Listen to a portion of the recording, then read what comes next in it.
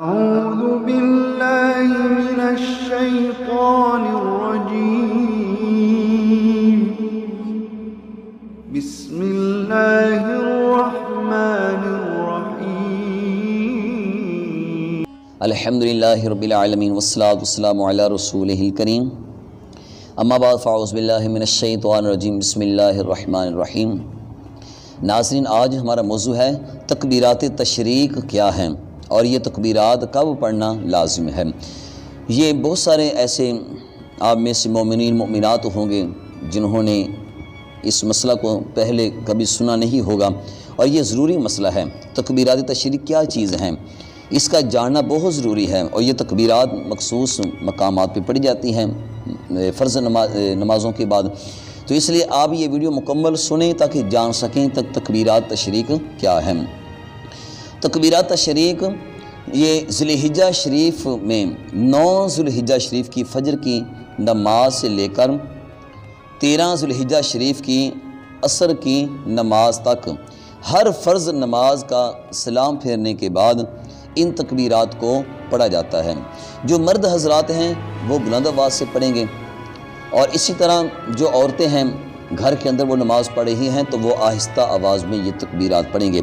ایک بار پڑھنا واجب ہے، 3 بار پڑھنا سنت ہے۔ اگر علم ہے جان بوجھ کے ہم نہیں پڑھیں گے تو گناہ گار ہوں گے۔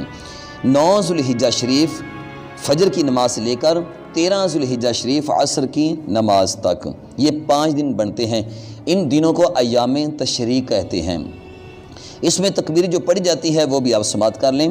تکبیر یہ ہے اللہ اکبر لا الہ الا اللہ واللہ اکبر وللہ الحمد۔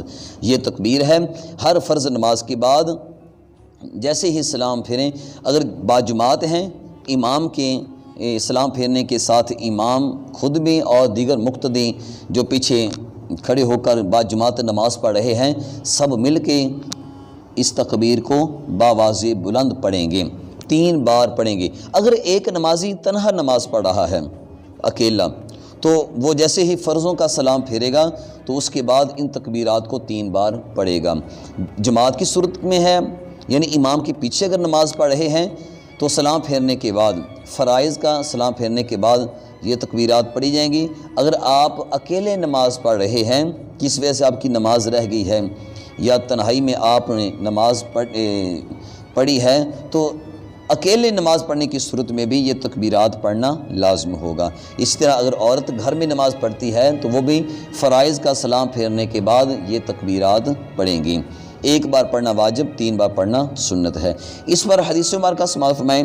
حضرت علقمہ رضی اللہ تعالیٰ عنہ روایت فرماتے ہیں رسول کریم صلی اللہ علیہ وآلہ وسلم یوم عرفہ یعنی 9 ذوالحجہ شریف کی فجر سے قربانی کے آخری دن کی عصر تک یہ تکبیرات ادا فرمایا کرتے تھے۔ تکبیرات تشریق وہ آپ کے سامنے پڑھ کے سنا دی گئی ہیں۔ اللہ اکبر لا الہ الا اللہ واللہ اکبر وللہ الحمد۔ بہت پیاری روایت اس تکبیر کے حوالہ سے منقول ہے کہ جب اللہ کے نبی ابراہیم علیہ السلام اپنے بیٹے اسماعیل علیہ السلام کو ذبح کرنے کے لیے گلے پہ چھری چلا رہے تھے، اس وقت حضرت جبریل امین دمبا لا رہے تھے، تو جبریل امین علیہ السلام یہ الفاظ پڑھ رہے تھے اللہ اکبر اللہ اکبر۔ حضرت اسماعیل علیہ السلام نے یہ آواز سنے، یہ الفاظ سنے، تو اسماعیل علیہ السلام نے پھر مزید یہ الفاظ پڑھیں لا الہ الا اللہ واللہ اکبر۔ اللہ کے نبی ابراہیم علیہ السلام مزید الفاظ پڑھتے ہیں اللہ اکبر، اور دمبے نے بول کر کہا وللہ الحمد۔ تو اس طرح یہ تکبیر مکمل بنی، یہ روایت ہے۔ تو مکمل تکبیر ایک بار پھر آپ سماعت کر لیں۔ اللہ اکبر لا الہ الا اللہ واللہ اکبر وللہ الحمد۔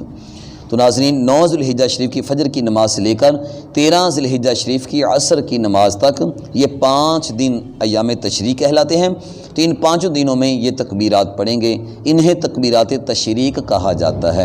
یہ بہت ضروری معلومات تھی جو آپ نے سماعت کی، ان پہ عمل بھی کرنا ہے۔ اللہ تعالی ہم سب کو عمل کی توفیق عطا فرمائے، آمین بجاہ النبیین۔